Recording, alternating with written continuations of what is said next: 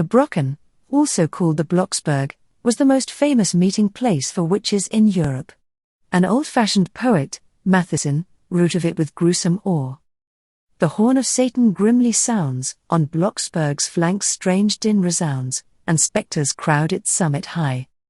One wild story even claimed that here on Walpurgis Night, 30th April or May Eve, was held the Grand Coven of all the witch leaders of Europe. Because in Germany the activities of the witch hunters, both Catholic and Protestant, reached a degree of frightfulness which exceeded that of anywhere else in Europe, the name of the Brocken as an alleged site of witches' Sabbats became notorious. In later years Goethe brought the tradition of the Brocken into his famous work, Faust, describing a fantastic Sabbat upon its haunted heights.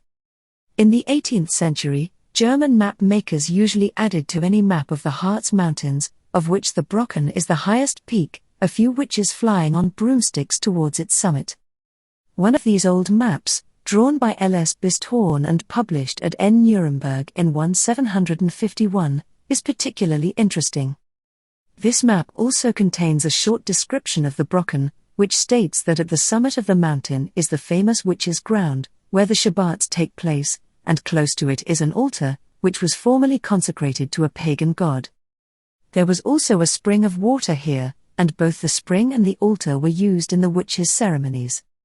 This explains why the Brocken was so famous as a witches' meeting ground. It is evidently an old sacred mountain, on the summit of which pre-Christian rites took place. The scenery in the Harz Mountains is among the wildest and most beautiful in Germany. Hence the Brocken's remoteness added to its aura of mystery and terror. The famous spectre of the Brocken, though a natural phenomenon, was frightening enough to deter a lonely traveler. When the atmospheric conditions are right, the spectre will appear, as a huge shadowy giant, looming up before one. Actually, it is caused by the climber's own shadow being projected by the sun's rays upon a bank of mist. On paper, this explanation sounds very matter-of-fact and reassuring, but to be confronted, in the silence of some lonely mountain, with this gigantic apparition, can still send a shiver down one's spine. A curious episode took place on the Brocken in June 1932, when the late Harry Price staged a reconstruction of an alleged black magic ritual there. Accounts of what, if anything, happened are hazy and contradictory.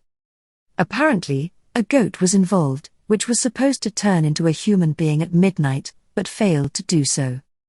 This was certainly one of the oddest phrases in the controversial career of this famous psychical researcher. The Harz Mountains was not the only witches' meeting place which was known as the Blocksberg. Other hills and mountains which bore a similar reputation also acquired the same name. In Pomerania, there were several high places known as the Blocksberg, and the Swedish witches called their meeting place Blockula.